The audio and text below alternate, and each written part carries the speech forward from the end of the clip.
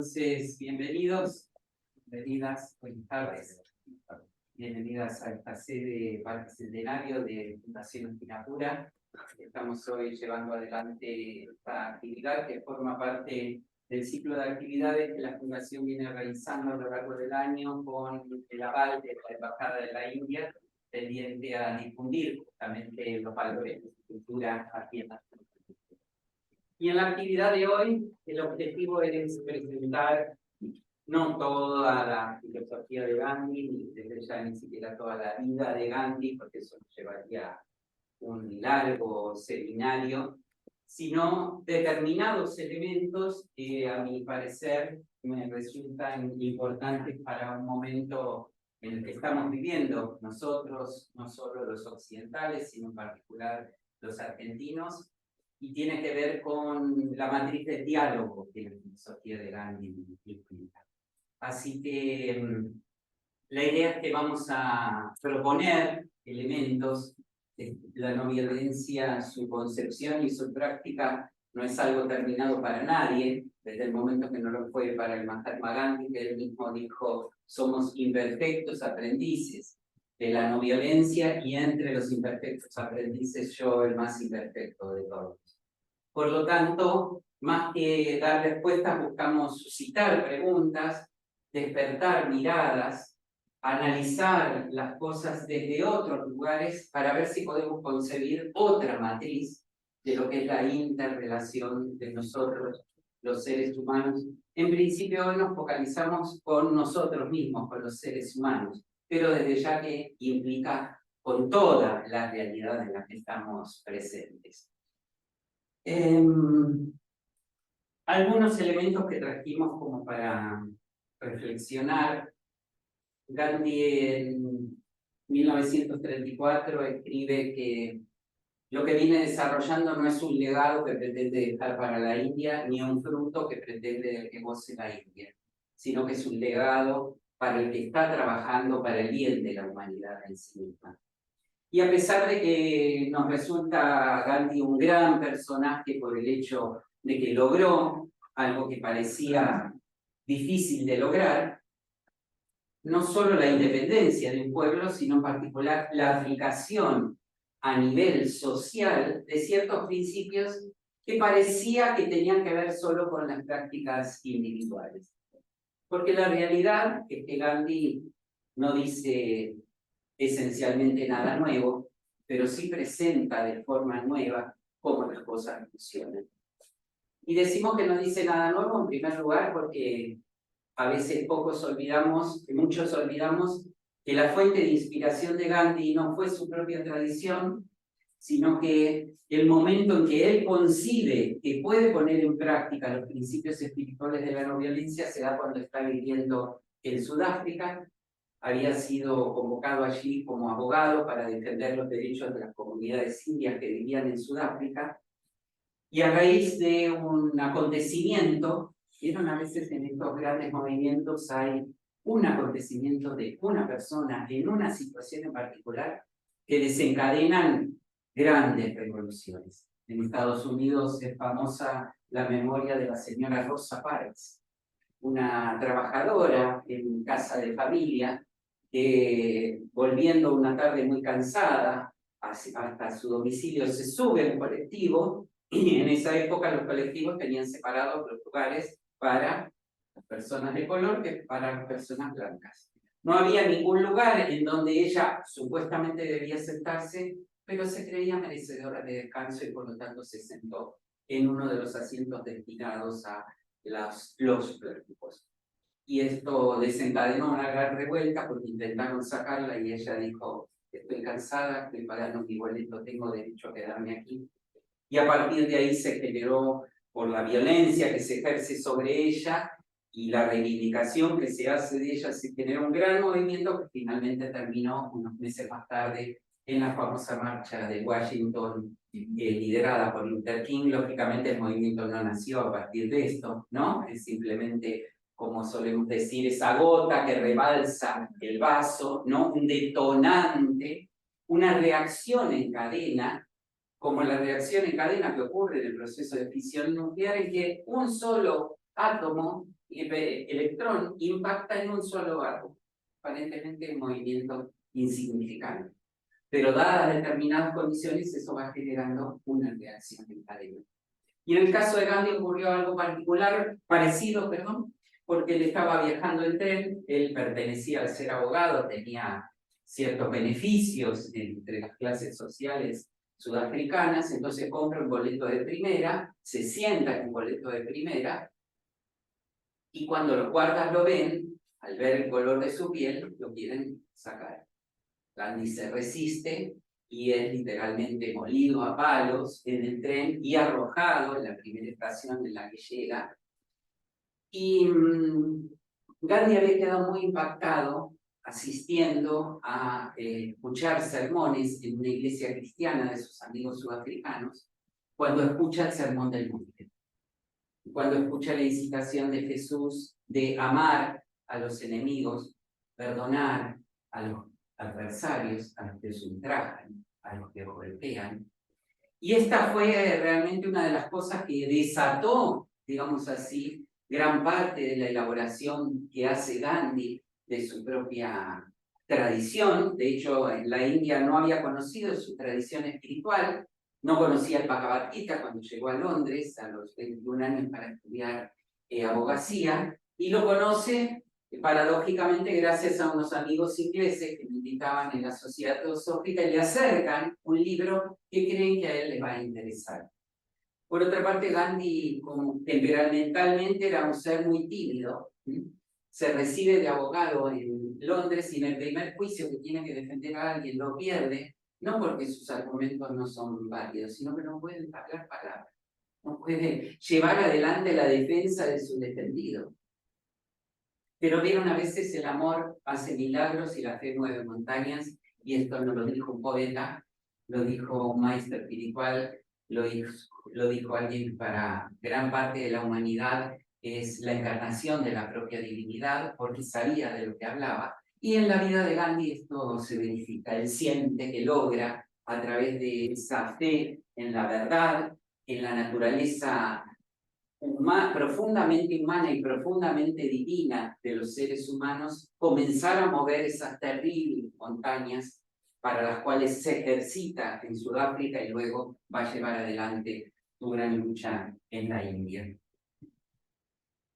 Me pareció interesante traer para leer. Muchas veces ignoramos los alcances que tuvo la gesta y la elaboración de Gandhi, que ya provienen de una elaboración espiritual que Gandhi hace de la vida. Gandhi se inspira, como decimos en el Sermón del Monte, se inspira en el Bhagavad Gita, que es el texto central de la tradición hindú en la India, se inspira también en el pensamiento y en la sabiduría budista, pero se inspira también en la práctica de seres que ya anteriormente se habían mostrado comprometidos con llevar estos principios a la práctica. Thoreau en Estados Unidos, Tolstoy en Rusia, y a través de todos ellos, el efecto que luego tiene la realidad de Gandhi, que ya se concreta poderosamente unos años después también con toda la lucha de Mandela, nos llega también hacia el resto del mundo y en particular a nuestras tierras, ¿no? Pocos a veces recuerdan las experiencias que cuenta Adolfo Pérez Esquivel de haber conseguido en el Parque Chacabuco, de muy joven, un libro sobre la no violencia de Gandhi, y haberse encontrado comprometido y comenzar a indagar sobre ese gran maestro inspirador. El año pasado, en la fecha del nacimiento de Gandhi, estuvo Pérez Esquivel junto con su esposa haciendo un tributo floral a Gandhi. Hicimos una presentación en la radio justamente de cómo la influencia de Gandhi llegó hasta nuestras propias tierras, sin mencionar desde ya el eco que tuvo a partir de uno de sus dos discípulos. Gandhi tuvo principalmente dos grandes discípulos, uno en la India y otro fuera de la India, un indio y otro europeo. El indio fue Vinoba Bhave, que continuó, que fue un discípulo de Gandhi, fue el que abrió el primer ashram que Gandhi abre fuera del que él mismo había fundado. y que durante muchos años, hasta que muere en el año 83, continuó en la India una gran campaña para promover la donación de tierras de los grandes latifundistas a los productores rurales que inesperadamente, por más que se morían, vivían permanentemente trabajando y haciendo rendir su tierra, estaban siempre terriblemente empobrecidos. Y él logra justamente, creo que logra la donación de más de 5 millones de hectáreas, si no me equivoco, pero quizás me fallan las medidas, en esa gran movilización y movimiento social que lo orientó en particular hacia eso, porque creía que era una de las formas en que la violencia perduraba en la India, a pesar de que los ingleses ya no estaban. Porque el diagnóstico de Gandhi es el diagnóstico de Buda, es el diagnóstico de los maestros espirituales, y es que las cosas que nos ocurren no nos ocurren por lo que está fuera de nosotros, sino que, como enuncia el primer versículo del libro Dhammapada de la sabiduría budista, las condiciones en las que nos encontramos actualmente son el resultado de nuestros propios pasados pensamientos. Por eso Gandhi era permanentemente un autorreferente del trabajo sobre sí mismo. Y cuando tienen problemas en las primeras campañas, en las que sus propios seguidores se comportan violentamente, no carga con la culpa a los ingleses. Dice, no, no estamos preparados. Volvemos a la... Todavía no podemos salir, necesitamos entrenarnos para que esto no ocurra. A partir de eso, entonces, es que desde ya que todos estos elementos implican una mirada sin la cual la no violencia es una simple técnica que no va a reflejar lo que la enseñanza de Gandhi diseminó, y por eso Gandhi se resistió a usar el término no violencia. En sánscrito se llama ahimsa, porque vio que se creía que la no violencia consiste en no ser violento. Y esto no es así. Entonces lo transformó en satyagraha, en sánscrito, que quiere decir adherirse a la verdad. ¿Por qué? Porque dice que hay muchas condiciones por las cuales el hombre puede no ser violento, pero eso no implica que sea un no violento. En primer lugar, puede no tener a su disposición la violencia y por lo tanto, como no tiene otra arma, recurre a la no violencia. Ni bien puede acceder al poder de las armas o al poder en sí mismo, ejercita a través del poder o de las armas su violencia. Con esto queremos aclarar que la no violencia no es simplemente una técnica y no hace al no violento como ninguna de las técnicas hace un artista. Un artista necesita y se vale de las técnicas para ser artista, pero para ser artista necesita algo más que los instrumentos técnicos y los aprendizajes técnicos que tiene. Sí. Una consulta. ¿Cuál ¿Sí? es el otro discípulo además? Bien, No. buenísimo. Ah, perdón. No, me quedé pensando en eso. Muy bueno. Yo no me quedé pensando y entonces me salteó. Gandhi recibe en su ashram a un militante francés que se llamó Lanza del Basto, al que Gandhi rebautiza Shantidas. Y Lanza del Basto se queda a vivir varios años en el ashram de Gandhi, se queda a vivir más de un año en el ashram de Gandhi. Y cuando retorna a Francia, funda en Francia una comunidad de ashrams gandhianos bajo el nombre de El Arca, que desde Francia se extiende por todo el mundo, especialmente el mundo occidental, en Argentina también. Y de hecho, a raíz de que él era francés y escribía poesía, en algún momento Victorio Campos, rastreando poesía francesa, encuentra poesía de Lanza del Basto, que en realidad, perdón, yo le dije que era francés, pero no era francés, él era italiano, pero vivía en Francia. Vivía en Francia, sí. O sea que ninguno de los dos discípulos era de la India. Sí, el otro sí. Vinoba Bhave. En realidad Vinoba Bhave es el nombre que se le dio, se llamaba Vinayaka Bhave, pero se le dio en el ashram este nombre. Y Victorio Campo entonces empieza a rastrear y finalmente lo encuentra, Lanza del Basto. Victorio Campo fue una de las grandes difusoras del pensamiento de Gandhi, por más que ella suele ser más conocida por su vínculo con Tagore. su vínculo con Gandhi es tan o más fuerte incluso que tuvo con Tagore. Lo conoce personalmente a Gandhi en París. Y es muy interesante el encuentro de Victoria con Gandhi, porque Victoria tenía muchas cosas que reclamarles a Gandhi, porque ella disentía con muchas de las cosas que Gandhi decía, sus ideas sociales básicamente. Entonces ella vivía permanentemente entre Buenos Aires y París. En uno de sus viajes se entera de que Gandhi está y va a hablar. Entonces dice, yo voy a ir, voy a hacer mis observaciones. Pero cuando llega y lo ve a Gandhi,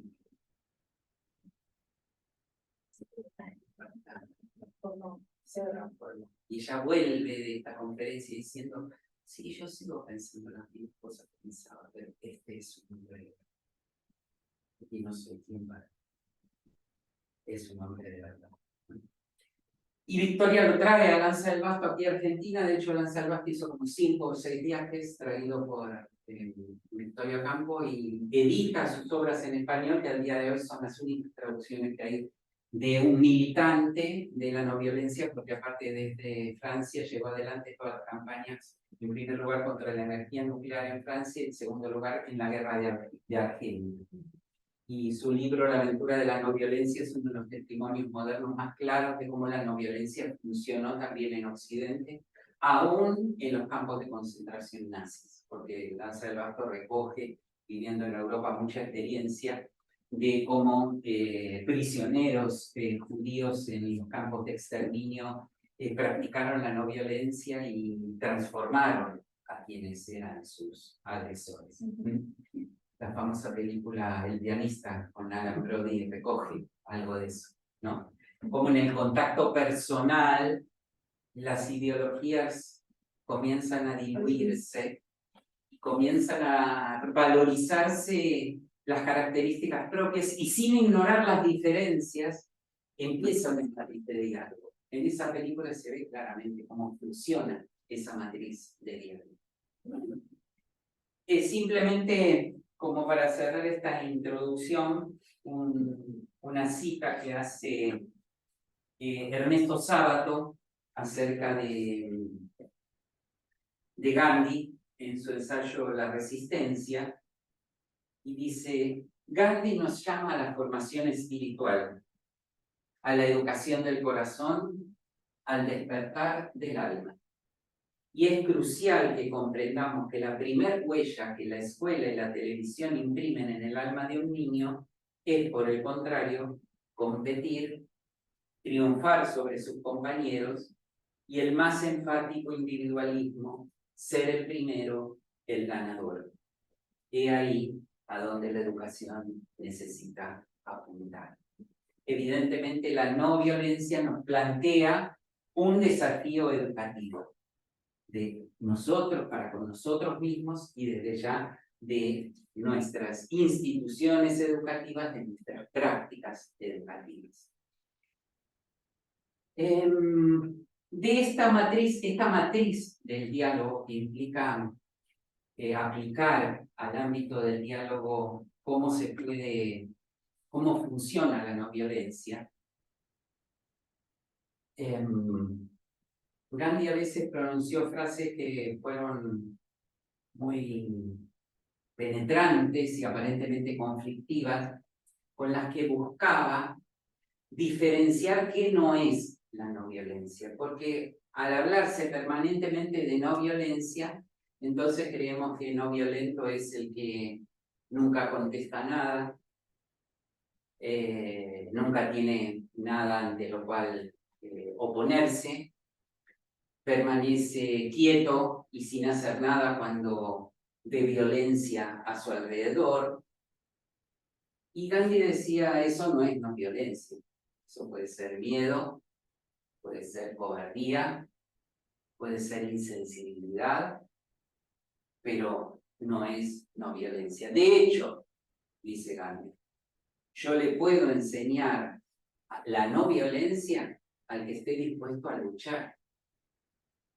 Y es más, si está dispuesto a matar, va a estar más preparado para aprender los valores de la no violencia.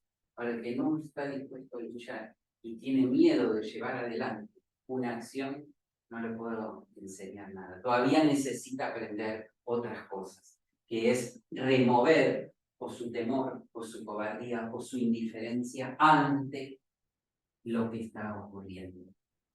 En cierta oportunidad decía Gandhi, llegará el momento en que tendremos que enfrentarnos a nuestros hijos, quizás podríamos ampliarlo y decir a nuestros nietos, y explicarles por qué fallamos. Pero tenemos que estar en condiciones de contarles cómo luchamos a pesar de que fallamos. Y ese es el trabajo de todo arte, y la no violencia es uno de los aspectos del arte de la vida. Y la esencia de un arte es el proceso y no el resultado. De hecho, todo el mundo quedó asombrado por los resultados de la obra de Gandhi.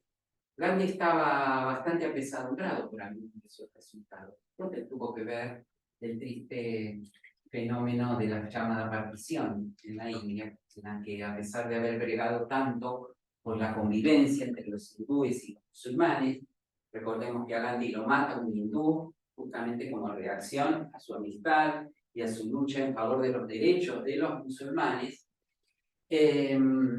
tuvo que ser testigo de esa desgarradora historia que aún hoy día sigue siendo una de las máculas más terribles que la humanidad occidental arrastra, porque ocurrió en la India, pero fue simplemente el efecto de 150 años de dominación y odio sembrado de dos culturas que venían conviviendo desde hacía por lo menos 1200 o 1300 años.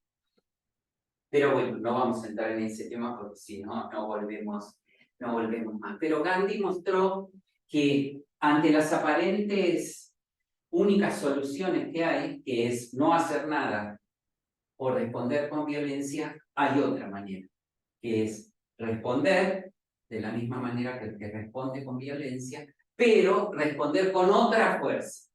No responder sin algo, sino responder con algo. Porque la apuesta del practicante de la no violencia es a despertar la conciencia, a despertar su conciencia, a despertar la conciencia del que está enfrente, y a tratar de encontrar una solución basada en el principio de que cada ser humano tiene una dignidad humana que es indeleble. Cada ser humano tiene una dignidad humana que además de ser humana es cósmica, no es simplemente humana, y que además de ser humana y cósmica es divina. Ese es el credo de Gandhi. Divina quiere decir no necesariamente religiosa de tal o cual color, puede ser de cualquier credo religioso o de las múltiples maneras en que los seres humanos tenemos de relacionarnos con la divinidad fuera de los ámbitos religiosos, porque muchas veces muchos seres humanos encuentran que los ámbitos religiosos son los menos divinos y por lo tanto buscan otras salidas, ¿no? Rodin solía decir, nosotros los artistas difícilmente pisamos una iglesia, pero les aseguro que somos de los más religiosos de la tierra. Pero esa es otra historia también. Entonces, ¿cómo llevar adelante estas nociones que la historia de la humanidad registra que funcionaban individualmente al plano de la comunidad?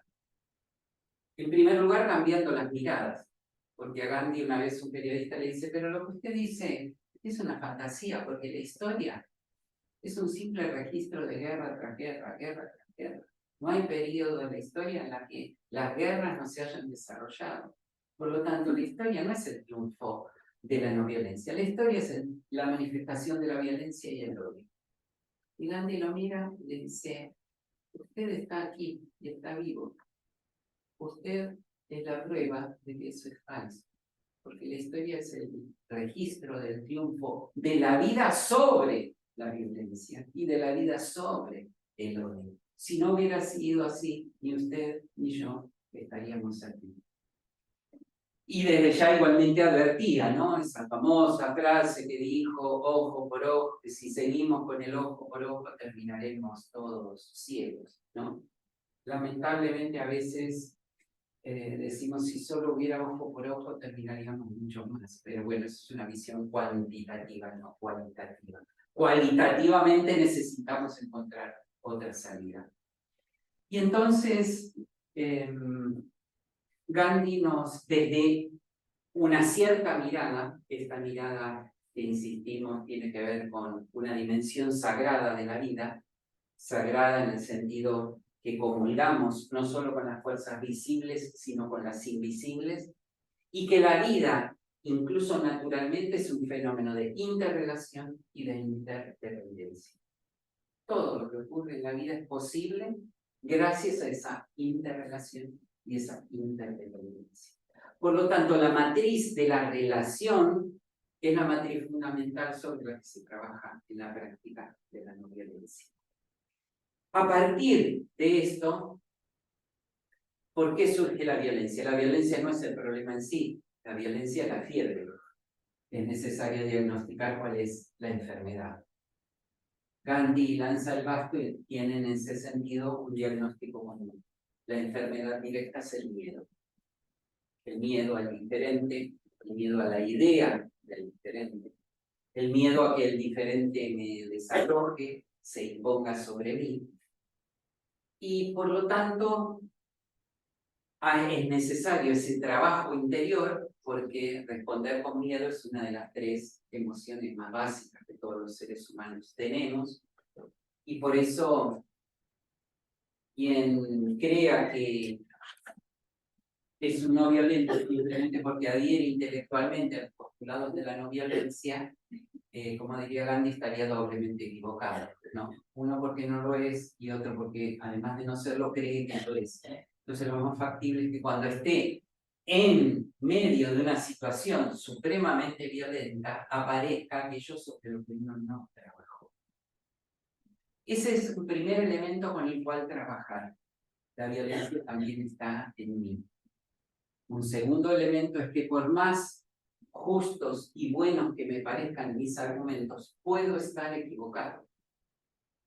Sin embargo, quien trata de imponer con la violencia sus propias convicciones, sus propias certezas, ideas y demás, hace pagar al otro por sus certezas. Por eso Gandhi dice, estoy dispuesto a morir por los más altos ideales, no a matar por ellos, porque podría estar equivocado y haría que murieran por errores otros. ¿Qué elementos podemos tomar para, en esta matriz de la interrelación, poder ver cómo hacer encarnar una dimensión de práctica no violenta? Hoy vamos a trabajar sobre 3 elementos que implican tratar de desarmar las confusiones que dan lugar a que justifiquemos la violencia. Porque cuando la violencia es injustificada, fácilmente termina despertando el consenso general. Pero el gran problema por el que padecemos nosotros la violencia son las pequeñas violencias cotidianas, las que se dan arriba de un colectivo, entre 2 autos que rozan un espejo o que se chocan uno con otro, en las escuelas entre los padres y los maestros y los niños y los padres, en las casas, en las relaciones interpersonales. Y parte de ellas no las podemos desarmar porque tenemos interiorizados determinados paradigmas que están tan incorporados que nos resultan lo más, no solo habitual, sino normal, sino que lo normal y lo habitual lo tenemos como mimetizado, y normal quiere decir que responde a una norma, en cambio habitual quiere decir que simplemente se da por el uso. Y por eso yo les traje aquí, para que trabajemos sobre estos elementos, 3 pares de conceptos que son los que estos maestros de la no violencia nos proponen trabajar. Recuerdo cuando era adolescente y comenzaba una de las primeras vueltas de la democracia en el 71, 72, 73, y en las paredes de Buenos Aires se repetía algo que, por lo que me decía mi papá, venía ya de unos 20, 15 años antes, que era un grafiti que decía: muerto el perro, muerta la rabia. Esto es una falacia total. han muerto perros a lo largo de toda la historia y la rabia sigue siendo una enfermedad. Pero esta equivocación entre el error y el equivocado, la enfermedad y el enfermo, es uno de los motores de todas las reacciones violentas. Porque vemos a alguien que creemos que está equivocado y nosotros creemos que desapareciendo el equivocado, ese error que esa persona tiene desaparece. Y esto ha demostrado que no es así. La historia nos demuestra que no es así. En muchos casos, ¿no? Todos fuimos testigos de cuando Estados Unidos finalmente logró, creo que en Afganistán, capturar y matar a Osama Bin Laden, se terminaba el terrorismo, ¿no? Y quedó un lugar vacío y algún otro lo ocupó, con el agravante de que el que lo ocupa le dice, vamos a vengarnos de él. Y ni siquiera piensa en si aquello en lo que está militando está equivocado o no. Porque la reacción de la violencia contra la violencia, del mal contra el mal, de la injusticia contra la injusticia, lo único que hace es que le impide a quien está llevando una acción supuestamente injusta, violenta o equivocada, se plantee sobre ello. Hay una escena muy potente en una película del gran maestro Kurosawa, maestro del cine japonés. Una película de esa creería difícilmente podríamos soportar porque dura 4 horas y ya no estamos preparados para ver 4 horas de una película, que se llama Ran. Ran fue la transcripción que hizo Kurosawa del Rey Lear de Shakespeare al contexto japonés. Una tragedia esa terrible de los hijos contra el padre. Y hay una escena en la que está una japonesa sentada en diamantina sobre una especie de promontorio dando hacia el horizonte, que es la nuera, a la que es una mujer, a la que el padre de su esposo, suegro, a la que su suegro acaba de matar a su marido. Y aparece él. Y ella ahí quieta, ¿no?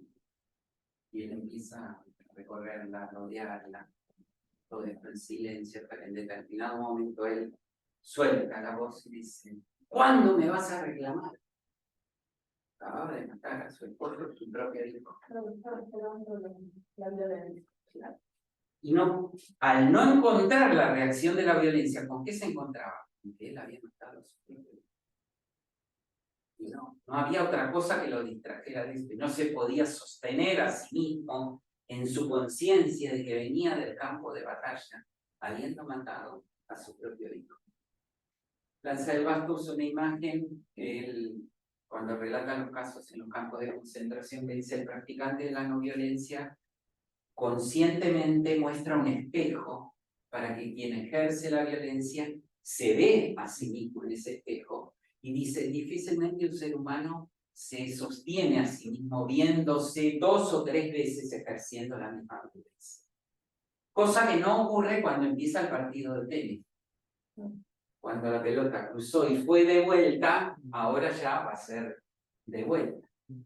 Y si uno ya la devolvió una vez, es difícil que la deje de devolver a la segunda. Al rato se arma el partido y el partido solo tiene un fin, que es quien vence, cuando en realidad en el partido de la violencia somos todos vencidos. Por lo tanto, dicen los maestros de la no violencia, luchar contra el error, luchar denodadamente contra el error, mostrar las falacias de lo que creemos que es el error, de lo que creemos que es la falsedad, de lo que creemos que es la injusticia, pero no contra el equivocado. El equivocado está, en el mejor de los casos, padeciendo de ese error. Es como el enfermo, ¿sí? Es un patos que lo está padeciendo.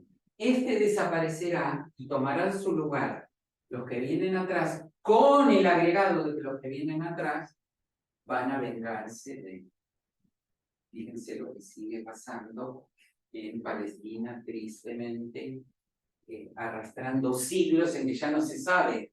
Cada uno dice, no, el partido lo empezaste vos, y el otro dice, lo empezaste vos. El partido no empezó ahora el 7 de octubre, no empezó en la guerra del 67, ni en la guerra de los 100 días, ni en el 47, cuando el partido empezó hace muchos siglos, y por lo tanto cada uno de cada lado que es eliminado de aquí vienen 2 o 4 o 16 o 64, porque estos virus y la violencia como un síntoma es un virus, se reproduce en cadena. Tal como la curación también se reproduce en cadena. Esa es la buena noticia, ¿no? Existe la cadena de los virus y existe la cadena de favores. Y las dos funcionan así. 1 trabaja sobre 2, 2 sobre 4, 4 sobre 16, 16 sobre 64. Pero a partir de qué, a partir de ese trabajo de cada uno de nosotros de decir, bien, tengo que no cejar en mi reacción en contra al error. La manera más concreta que tenemos en las relaciones interpersonales de que esto no funciona, cuando viene alguien, tiene una conducta que creemos que no es la apropiada, le decimos, sos un egoísta. Ya, no hay vuelta atrás. Ahora, si yo digo, tu conducta me parece egoísta, está la persona con su dignidad y su conducta, a la que no adhiero, puede ser que me esté equivocando, por eso le digo tu conducta. Tu pensamiento me parece erróneo, tu reacción me parece exagerada y estoy dispuesto a la escucha, porque puede ser que me esté equivocando. Puede ser que el otro no quiera dialogar, pero no avancé generando ya, porque el otro va a decir, ¿sí? Y entonces, ¿por qué se da esto? Porque nosotros en nosotros mismos no distinguimos entre nuestro propio ser y nuestras acciones, nuestro propio ser y nuestras emociones, nuestro propio ser y nuestros pensamientos. Tenemos, como dice el gran maestro del yoga Patanjali, nos identificamos con nuestras emociones, con nuestros pensamientos, con nuestras acciones, con nuestra raza, con nuestra religión, nuestro partido de fútbol. Las matanzas que han ocurrido en Argentina en nombre de la pluralidad de políticas son terribles, ¿no? Y no distinguimos a causa de esa identificación quién somos nosotros y cuáles son los pensamientos que muchas veces cambian, las emociones que cambian, las adhesiones políticas, no hay duda de que cambian, somos todos testigos. A veces las adhesiones deportivas no cambian tan fácilmente, pero hacer ese ejercicio sobre uno mismo, hacer ese ejercicio sobre el otro, me da elementos como para que si realmente hay una injusticia, hay un error, hay algo que erradicar, lo vayamos a poder erradicar, porque si no seguiremos por generaciones eliminando enfermos, pero la enfermedad seguirá perdurando. Primer trabajo, distinguir al error del equivocado, responder contra el error, no contra el equivocado. Segundo elemento, distinguir entre la justicia y la justificación. Todos los actos humanos, cada uno de nosotros, es capaz de justificar. La historia es una muestra de cómo hemos, los seres humanos, justificado las cosas más aberrantes, más inconcebibles. Pero en nombre de qué las justificamos, del mal, de la postergación, de la aniquilación, no. Las justificamos en nombre del bien común, en nombre de la reorganización nacional, ¿sí? En nombre de, como decía la calcomanía en los taxis, en nombre de la salud. Como derechos humanos. Claro. Y además el silencio está El silencio. a callar. Exacto. El silencio es salud en todos los taxis para que en la ciudad, con el dibujo de una corneta, como si fuera el de la bocina. Y en el obelisco había puesto todo circular, yo me acuerdo. Yo Sí. visita, pero me acuerdo que decía esa leyenda. Sí, porque supuestamente era para que la ciudad no se contaminara sonoramente. Con la excusa de la vecina, que Claro. lo habían transporado encima. Exactamente. Entonces, todo es justificable, lo cual no implica que todo sea justo. Y por lo tanto nos invita a reflexionar de que no es tan sencillo determinar qué es justo y qué no es justo. Entonces, cuando nosotros mismos nos justificamos en nuestros propios pensamientos, en nuestras propias acciones, en nuestras propias emociones, bueno, autolectura, ¿no? ¿Será realmente así? Y por lo tanto, seamos capaces de trabajar por la justicia, pero indagando realmente y desarmando también las pseudo justificaciones. Muchas veces esas justificaciones son valores culturales, ¿no? Que ya están incorporados. Viene el nene con el ojo morado y el padre que le dice, ¿y vos qué hiciste? Uy, no, me pegó, le habrá pegado, ¿no? Y si vos no te defendés, ¿quién te va a defender? ¿No? Entonces vamos perdurando en la sangre, ¿no? Y es lo que lamentablemente uno ve en el Medio Oriente, ¿no? Yo recuerdo a mi abuela que era libanesa y había vivido en el Medio Oriente. Ella contaba que cuando ella era chica convivían todos, los judíos, los católicos, ella era maronita, los católicos, los musulmanes. Pero claro, después de los últimos 60 o 70 años, en que los niños fueron escuchando desde pequeños las cosas que escucharon, cuando uno va ahora, no ve lo mismo, ¿no? Porque esos patrones se han incorporado, ¿no? Entonces, atentos a distinguir, este es un trabajo de distinción, de discernimiento. La práctica de la no violencia nace de la práctica del discernimiento. Distinguir entre la justificación y la justicia. Y si no sabemos lo que es justo, bien, daremos, veremos, nos salgamos a manejar la topadora sobre todo lo que creemos que es injusto. Y el tercero, fundamental, distinción entre los medios y los fines. Gandhi sostiene, en nuestras manos están los medios, no los fines. Creemos en la justicia, buscamos medios justos. Creemos en la verdad, buscamos medios verdaderos. Creemos en la no violencia, buscamos medios no violentos. Creemos en el diálogo, buscamos medios que potencien el diálogo.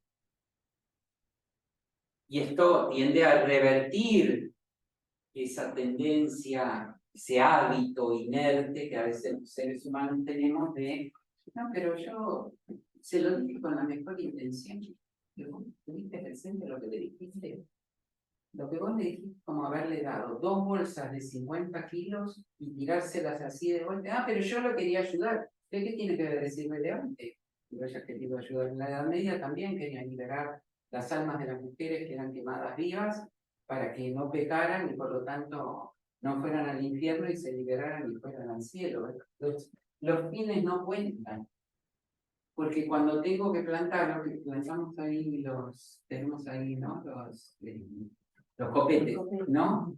Y hay otras cosas que están creciendo ahí.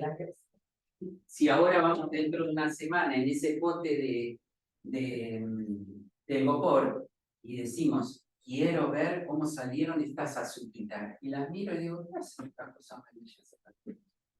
No, si yo quería llenar el jardín de azuquitas, mira lo que salieron, así. Y Graciela me dice, pero ¿qué semilla pusiste? Copete. ¿Y qué querías vos cosechar? Azuquita. Los fines son el fruto de los medios, de la semilla. No podemos, en nombre de los fines más excelsos, utilizar medios que no son apropiados porque hay una relación indisoluble entre los medios y los fines. No, yo le grité para que sepa cómo son las cosas. Vos instauraste el grito y va a responder con el grito aunque no lo escuches el grito. pero adentro está el grito, peor. Cuando no lo escuches es porque está incubando reacciones en cadena. Este es un trabajo muy concreto y es un trabajo arduo, artesanal, ¿sí? Porque estamos muy sobreestimulados a ser cosechadores, mientras que los maestros nos dicen que el paradigma de la vida es ser sembrador. Las buenas cosas que tenemos en la vida son fruto de los que apostaron a sembrar. Acá somos 2, 4, 6, 8, 10, 11, 12. Capaz que de los 12, seguramente 10, 11 seremos frutos de inmigrantes que apostaron a sembrar. ¿Hacia dónde se fueron? Hacia el horizonte. ¿Con qué contaban? Sigo mismo. Con sus anhelos, con sus expectativas, con su confianza, de que si ponían trabajo y esfuerzo en el medio apropiado, porque la siembra requiere semillas, medio y cuidado apropiado, iban a florecer. Y Gandhi estaba seguro. ¿Y por qué estaba seguro? Porque como él decía, el problema no son los ingleses, el problema somos nosotros. El día que nosotros despertemos, los ingleses se van a ir. Y si no se van a ir, yo les voy a pedir a mis amigos que no quiero que vivan más en mi casa, que se vuelvan a su casa. Y así. Por eso Vivekananda, que fue otro de los grandes héroes de la independencia, tenía ese lema: Wake up, India, despierta. Y por eso la fecha de su nacimiento o de su muerte, no recuerdo bien, es el Día de la Nacional de la Juventud en la India, y sigue siendo un héroe tan venerado. ¿Por qué? Porque dicen, no puede ser que nosotros nos hayamos olvidado de ser lo que somos. Hoy día todo el mundo dice, mirá, India es una potencia mundial. India en su historia fue siempre una potencia mundial. Cuando los ingleses llegaron a la India en 1700 y tanto, la Compañía de las Indias llegó a la India, India producía el 22% del Producto Bruto Mundial. Cuando los ingleses se fueron en el 47, producía el 0,5%. Los indios compraban prendas de algodón tejidas en Birmingham por tejedoras inglesas con el algodón que le sacaban o envasaban la sal, por eso tan significativa, ¿no? La famosa marcha de la sal. ¿Cómo ocurrió todo eso? No ocurrió por el poder de las armas. Numéricamente los ingleses eran muy pocos. Ocurrió porque los indios se durmieron, ¿no? Como decían Vivekananda y otras cosas, ¿no? Que fueron simplemente como predicadores y demás. Con esto, ¿qué queremos decir? Trabajo sobre las madres de Plaza de Mayo que confiaron caminar todos los jueves alrededor de la pirámide de Mayo. Y hoy la seguimos recordando y vemos los frutos de las abuelas y su trabajo. No es fácil porque la tentación de los fines es muy grande, más cuando aparecen a disposición medios que no son apropiados a los fines, ¿no? Entonces requiere un trabajo de atención. Además, la frase tan popular y tan usada, los fines justifican los medios. Bueno, es una frase de una determinada ideología justamente reaccionaria, que es el problema de las situaciones de violencia. No tienden a solucionarse porque generan situaciones reaccionarias que por su propia naturaleza es difícil que sean mesuradas y equilibradas, ¿no? Es como cuando le reclaman a las mujeres que luchan por sus derechos, bueno, pero todo tendría que ser más equilibrado su reclamo. Eso es como reclamarle al que estuvo encerrado, preso, ¿no? Que de golpe está tratando de salir y el carcelero le dice, bueno, pero tenés que ser un poco más comprensivo. Excelente. Y la comprensión durante los últimos 50 o 100 años donde estuvo guardado, ¿no? Son difíciles los procesos de cambio porque hasta llegar a un punto medio se necesita hacer un tránsito, pero solo la atención sobre los medios es lo que augura los reales cambios. Si no, vamos a estar siempre en el péndulo de que En una época gana uno el torneo de tenis, a la otra época gana la generación siguiente del derrotado, a la otra época gana la generación siguiente del derrotado, y al final, como decía Einstein, vamos a terminar con palos en la mano los unos contra los otros. Cada uno de nosotros se puede llevar esta matriz para trabajar. Y lo primero que vamos a ver, lo dificultoso que es. Es lindo adherirse a la no violencia, que nos pongamos una remera con la cara de Gandhi, que tengamos sus libros.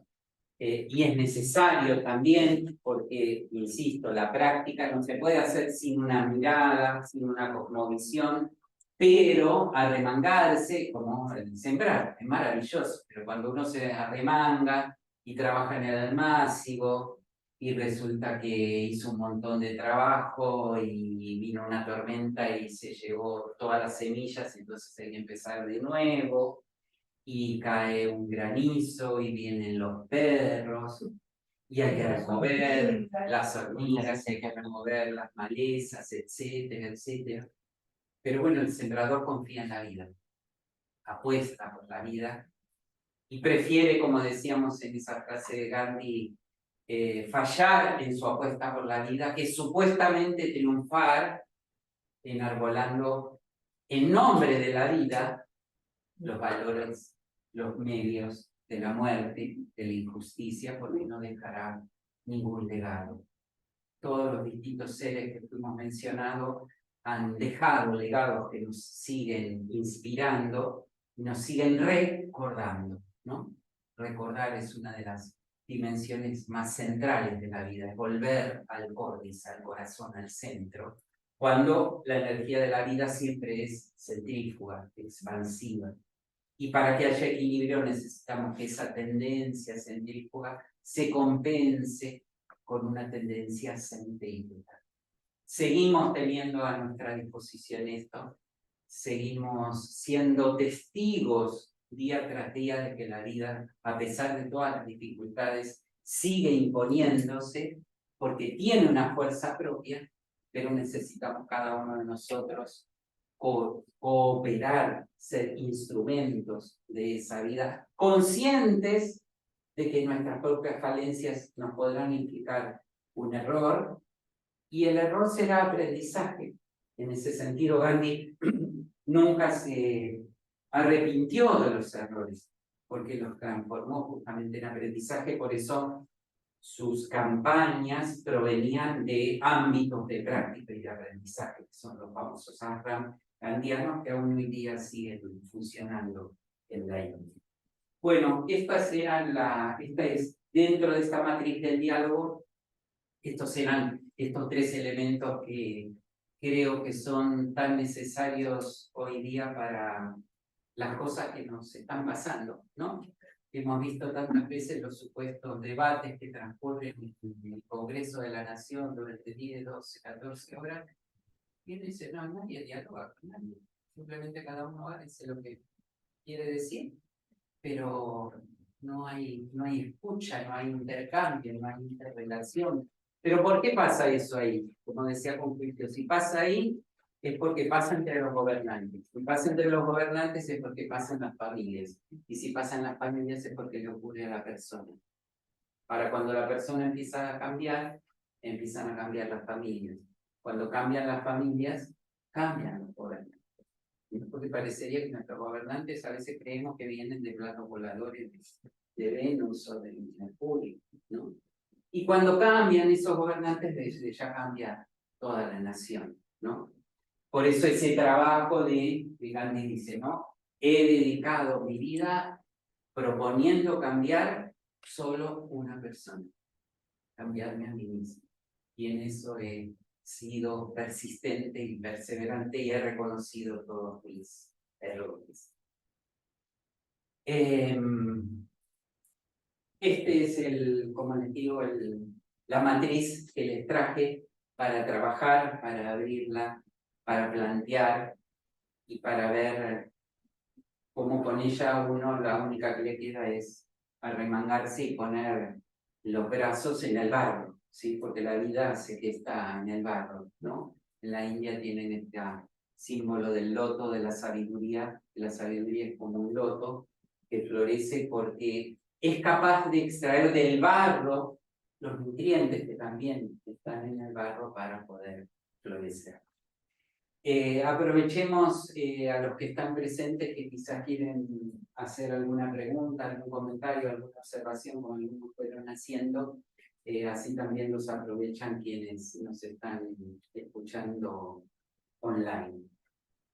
A mí me gustaría, si puede ser un minutito, hacer una marcación con respecto a esta tarea de militancia que hizo siempre Gandhi con respecto a la no violencia.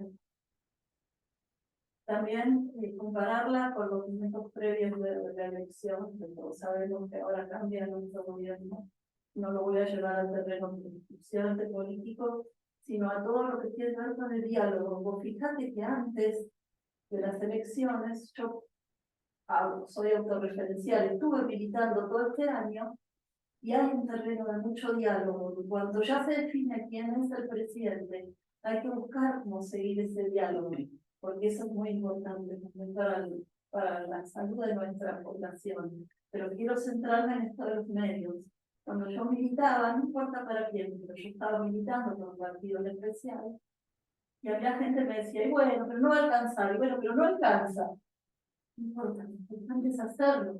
Y yo hasta cambié mi horario de trabajo para sembrar eso, de lo cual yo estaba convencida y dialogábamos con la gente, y la gente te escucha, aunque no estuviera de acuerdo, o sí estuviera de acuerdo, pero ese diálogo es muy esencial e importante. Entonces es interesante porque siempre hay un conjunto de la población que te va a decir, y bueno, no alcanzó, y bueno, pero viste, no sirvió. Sí que sirvió porque sembraste. Sí, y Quería llegar. esa reversión de resultados y procesos, ¿no? Claro. El diálogo es la confianza en el proceso.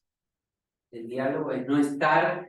imagínense si un médico solo se guiara por los resultados. Claro, tal cual. Sería terrible. Y Sí. cuando se le muere un paciente no puede seguir trabajando, claro. O pasan ciertas cosas y le dicen, no, doctor, esto no está funcionando. ¿Cuánto hace que está tomando medicina? A ver qué le pasó. Esto, sí, está bien. Uno va reconociendo los signos, pero ¿por qué? Porque no está ansioso, ¿no? Thomas Merton decía, la ansiedad y el apuro mata a los artistas y a los santos, ¿no? Y a los sembradores, podemos decir también. El sembrador justamente es el que no se deja llevar por la ansiedad, ¿no?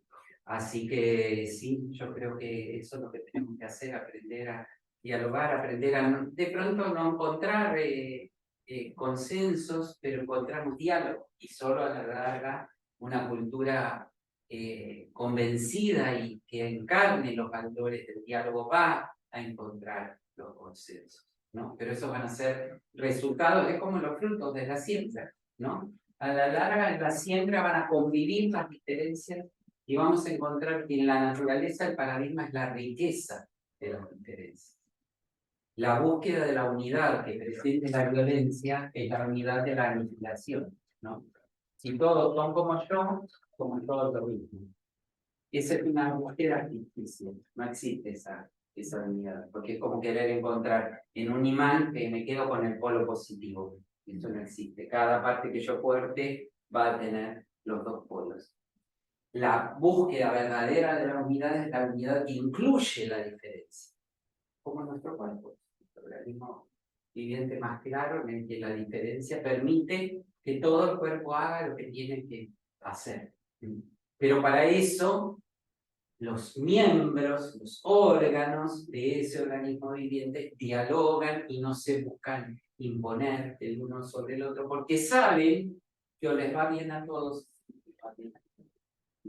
el corazón solo no puede salir caminando por la calle. A veces buscamos en estas ideas de la sabiduría espiritual las cosas que no podemos ver y que transcurren a nuestro alrededor, porque aún en el medio de la ciudad la vida sigue manifestándose con toda su sabiduría y nos muestra que solo puede resultar la apuesta por el organismo viviente, que es una de las metáforas más antiguas que la humanidad acuñó para la vida. El universo como un gran organismo viviente, fuera un dragón, fuera un ave, fuera un animal mitológico, pero se elaboraron siempre estas imágenes de que somos todos órganos, partes de un único ser viviente, que tenemos que aprender eso, esta manera de convivir, de dialogar y de enriquecernos con las diferencias, porque de dónde que el otro no va a tener algo